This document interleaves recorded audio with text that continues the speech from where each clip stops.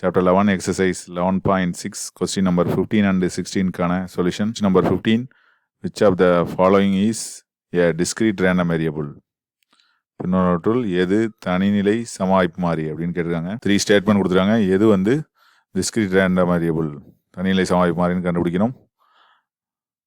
First கொடுத்துருக்கிறது வந்து இந்த number of cars crossing a particular signal in a day.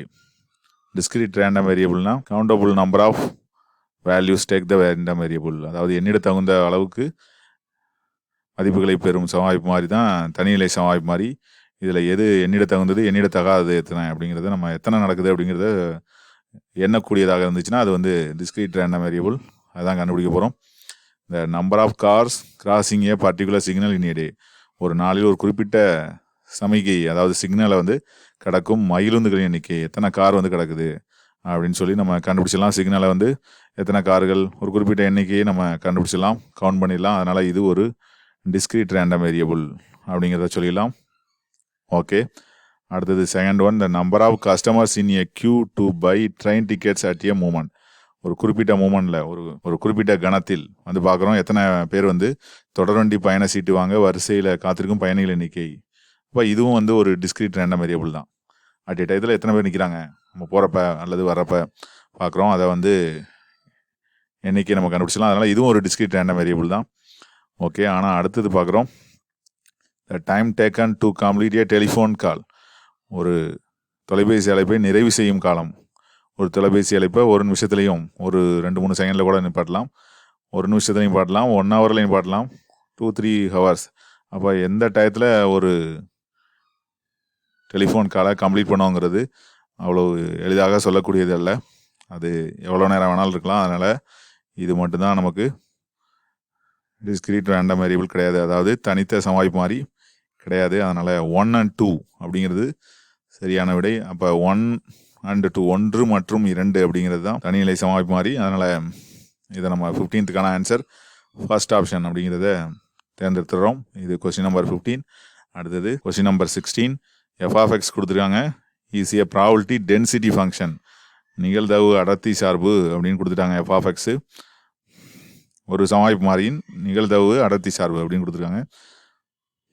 Then the value of ஏ அப்படின்னா ஏயின் மதிப்பு என்ன அப்படின்னு கண்டுபிடிக்கணும். f(x) வந்து நிகழ்தகவு அடர்த்தி ப்ராபபிலிட்டி டென்சிட்டி ஃபங்க்ஷனாக அதற்கான நிபந்தனை என்னன்னு சொல்லிட்டு இதுக்கு முன்னாடி இருக்கக்கூடிய கணக்கில் பயன்படுத்தணும். டென்சிட்டி ஃபங்க்ஷனாக integral -∞ to +∞ f(x) dx equal to 1 அப்படிங்கிறது நமக்கு தெரியும். இதை இங்கே யூஸ் பண்ணோம்னா நமக்கு அந்த இருக்கக்கூடிய ஏவோட வேல்யூ நம்ம கண்டுபிடிச்சிடலாம். பிற மதிப்புகளுக்கு 0, அப்போ 0லேருந்து ஏ எடுக்கும்போது தான் அந்த 2xங்கிறத f(x)க்கு போட்டுக்கலாம். இப்போ 0 to a f(x)க்கு 2x dx equal to 1. 2 into x integration பண்ணால் x²/2. லிமிட் வந்து 0 to a equal to 1. 2 cancel ஆகிடுது. அப்பர் லிமிட் போடுறோம் a² மைனஸ் லோயர் லிமிட் போடுறோம் 0 ஈக்குவல் டு 1. இதுலேருந்து a²ங்கிறது 1ன்னு கிடைக்குது. அப்போ ஏவோட வேல்யூ என்னவா இருக்கும்? ஏவோட வேல்யூ +or-1 இருக்கும். லிமிட் வந்து 0 விட பெரிய எண், எக்ஸு அதை விட பெரியது அப்படிங்கிறதுனால +1 தான் நம்ம எடுத்துக்க போகிறோம். அதனால் ஏவோட வேல்யூ என்னென்னா +1 அப்படிங்கிறத நம்ம லிமிட்டில் இருக்கக்கூடிய அப்பர் லிமிட்டாக தான் இருக்கிறதுனால அது 0 விட பெரிய எண் அப்படிங்கிறதுல 1 எடுத்துக்கிறோம். அதனால் 1ங்கிறது இந்த கொஸ்டினுக்கான சரியான விடை. இது ஆப்ஷன் நம்பர் 1ல் இருக்குது. அப்போ 16th கொஸ்டினுக்கான ஆன்சர் ஃபர்ஸ்ட்டில் உள்ள ஆன்சர். அதை நம்ம மிகவும் எளிதாக f(x) is a PDF probability density ஃபங்க்ஷனை யூஸ் பண்ணி நிகழ்வு அடர்த்தி சார்பு தான் அப்படிங்கிற நிபந்தனையை யூஸ் பண்ணி கண்டுபிடிச்சிடும். இது 16. இதுக்கு முன்னாடி எது வந்து discrete random variable அப்படிங்கிறது கேட்டிருந்தாங்க. 1 and 2 அப்படிங்கிறத நம்ம வந்து கண்டுபிடிச்சிடும். ரெண்டுமே உங்களுக்கு புரியும் நினைக்கிறேன். தேங்க்ஸ் ஃபார் வாட்சிங்.